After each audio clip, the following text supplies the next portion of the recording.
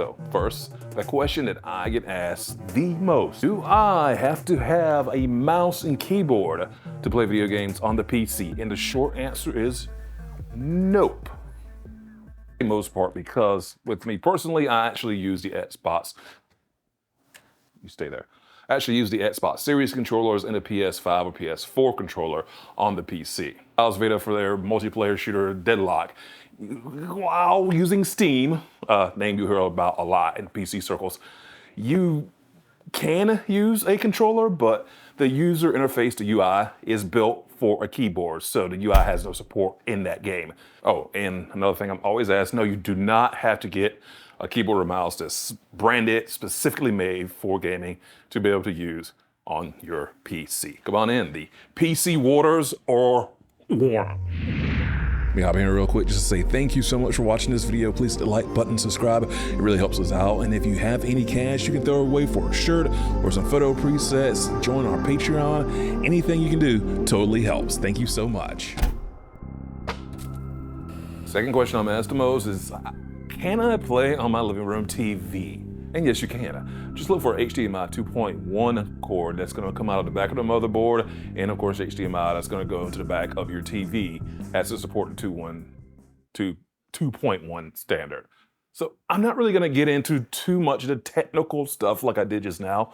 I want this video to be accessible for people who are just casual, thinking about making the jump from console to PC. Windows operating itself can be a little bit of a problem, as well as getting a mouse and keyboard situated physically in the living room, even though there's some answers for that. And everybody's favorite video game store, Steam, which isn't perfect by any means whatsoever, has a mode called Big Picture mode. All that just means that the user interface is just better suited to be used on a television set. That leads to the third question that I don't think is quite a question per se, but sort of a form of a question.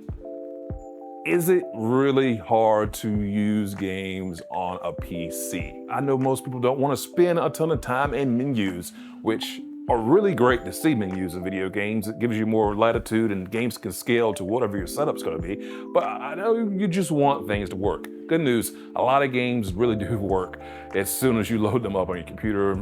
Modern times, there's gonna be a few outliers. But just so you know, everybody who plays PC games isn't a complete genius. Just look at me.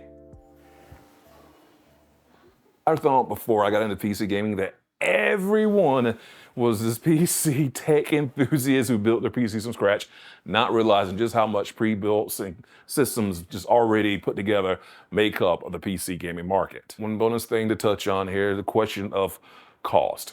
With the PS5 Pro being $700, a lot of people saying you might as well just spend on the PC. Well, it's time for that D word again. Depends. I've helped friends put together 2 PCs this year, and some of you really play things that are so light, you don't even need a GPU, which is gonna save a lot of money, and just use integrated graphics on the CPU. And other people, you wanna play things like straight from a console, then yeah, you're definitely looking at a GPU at that point. As this video ages, as time goes on, I don't have any specific parts to give you because my answer today is gonna depend on your budget, and it's gonna change as new platforms start to come out, new chips come out, new cards come out. Subscribe, hit that like button because I definitely talk about that stuff from time to time. But after that upfront cost, it gets pretty good. There's no monthly fee for multiplayer like with PlayStation Network or Game Pass, formerly Xbox Live Gold. $12 is the current price at the time of this recording for Game Pass on PC. Speaking of bundles, Humble Bundle, as long as they're staying in business, has lots of deals on games from time to time. What's better than free? The Epic Game Store has been doing free games since its inception. I probably only paid for 3 games inside of this Epic Games library that you're looking at on screen right now. In no time at all, you're gonna have a PC collection built up. And PC is the place where game preservation really does take place.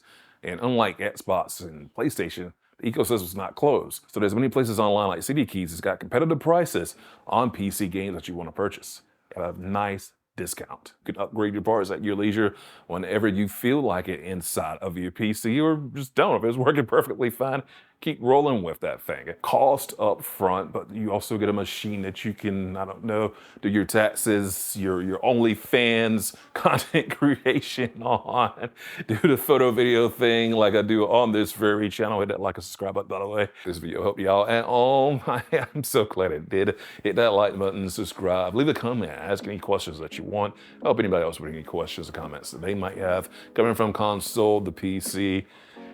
It's quite doable. So come on in. The water's warm on the PC side. We got like the spa going. There's a little vanilla flavored flower thing in the water like you're in Bali or somewhere.